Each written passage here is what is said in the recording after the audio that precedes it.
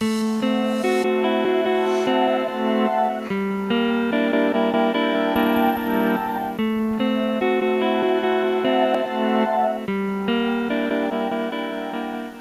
Jeff here, your YouTube reviewer of New England brews. Welcome back. From Portland, Maine, I'm reviewing a beer from Peak Organic.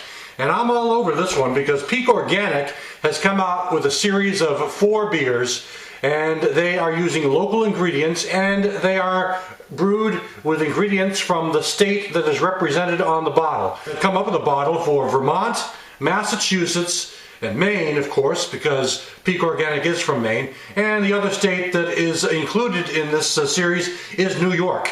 So, of course, being the New England beer reviewer, I'll be looking at the Vermont, Maine, and Massachusetts one, but today I'm going to start off with the Vermont one.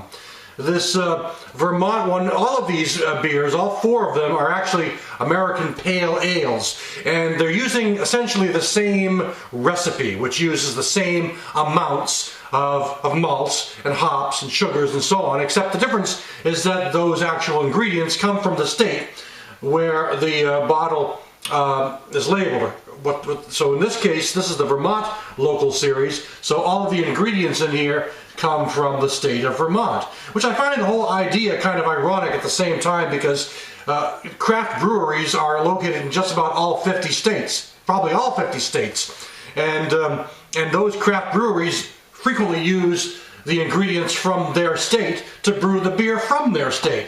So here's this is just, I guess it's no different than when you want to use original Belgian candied sugar from Belgium, or types of yeast from other parts of Europe and things like that to brew beers. So it's the same concept. It's just I kind of find it amusing in a way, because the craft industry has grown so much, and now they can even borrow from the ingredients that are used by other craft breweries. That's how I look at it. But anyway, the alcohol by volume on this, and all 4 of them, is around 6.9% ABV. I think that's the goal. It's going to be somewhere in that ballpark all the time. So I'm going to take this off. This has the foil cap, so let me try to get rid of some of that foil first of all. There we go. Which I've never been a big fan of the foil. And let's see if I can open it carefully without getting any foil in the bottle. It looks like I've been able to do that. So I'll have to pour it off this side. Ooh, a lot of smoke, a lot of smoke. I'll have to pour it off this side because there's no foil left. But unfortunately, there may be a little glue left from the foil that was there. So, because this was glued on foil as opposed to the type of foil that comes on other bottles, sometimes you just kind of peel off or pour off. Pouring it into a retro Miller beer pint glass. Why not put an American Pale Ale in one of the classic national brews? A glass that represents the classic national brew. Okie dokie. There, Peak Organic. Alright, well, I'm already liking the color of this. It's a nice medium to darker amber. I'd say more, medium amber. About the color of mahogany or cherry wood or something like that. Walnut wood maybe more likely. The head is not very substantial. I didn't pour it very aggressively. There was a bit of a head that's it's starting to fizzle right down. It's turning more into a ring, and I think it's going to be gone here entirely pretty soon. Lots of carbonation. The bubbles are really floating on up. You turn around so you can see it, so you're not looking at the logo. You can see the carbonation bubbles going up pretty well on this beer. So, let's check out the aroma. Now, it's an American Pale Ale, so you're definitely getting a good creamy malty sensation. Lots of malts up front, with the yeast as well. The yeast is, I wonder if it must be Vermont yeast, of course, but it almost reminds me of Ringwood yeasts. It's got that kind of, sweet yeasty sensation on the nose to me that often accompanies Ringwood, which, I like Ringwood.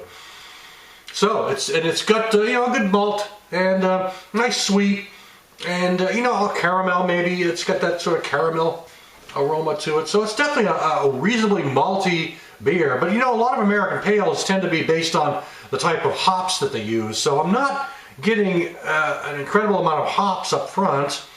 I'm getting mainly the malts and the yeast and the sugar, but I'm not getting a whole lot of hops yet, at least on the nose, so let's give it a taste.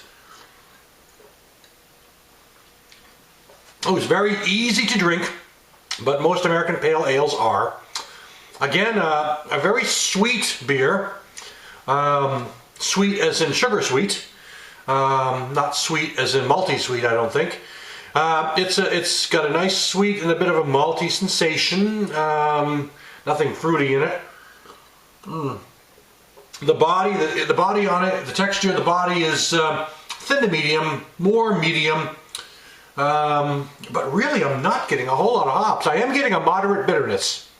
That's not bad. I kind of like the bitterness that I'm getting though. So there are hops there. They must be more subtle and laid back and more mellow.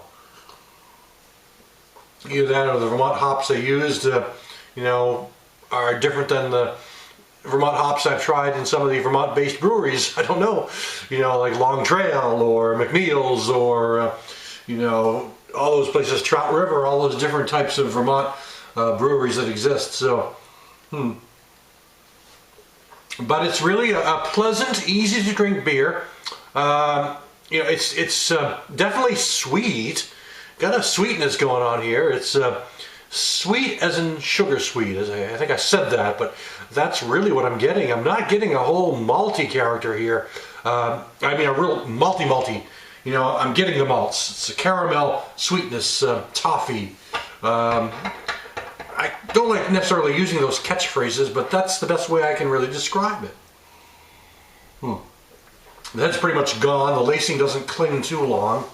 So I mean, you know, but it's easy to drink. You know, American pale ales are meant to be drunk with burgers, dogs. You know, types of food that you like to just have on the grill, steaks. I mean, you know, that kind of stuff. Stuff that's basically you know, the typical American food goes with the typical American pale ale. But I do like the beer. I mean, I may not be building it up. My descriptions may make it sound like I'm not liking it. It's a very pleasant beer, a very pleasant ale. You know, the sweetness is not bad. It's generally well balanced. The maltiness is more powerful than any kind of hops. It's not really dry hopped. Definitely not dry, anything like that. But for sure, there's definitely a sweetness going on here. And also that could be the yeast playing in there as well. So, I mean, I'm very interested in it. It's not a bad beer at all. I'm very interested in trying the other ones that Peak Organic has put out. This one, though, is the Peak Organic Local Series Vermont. So thanks for stopping by. I'll catch you again next time.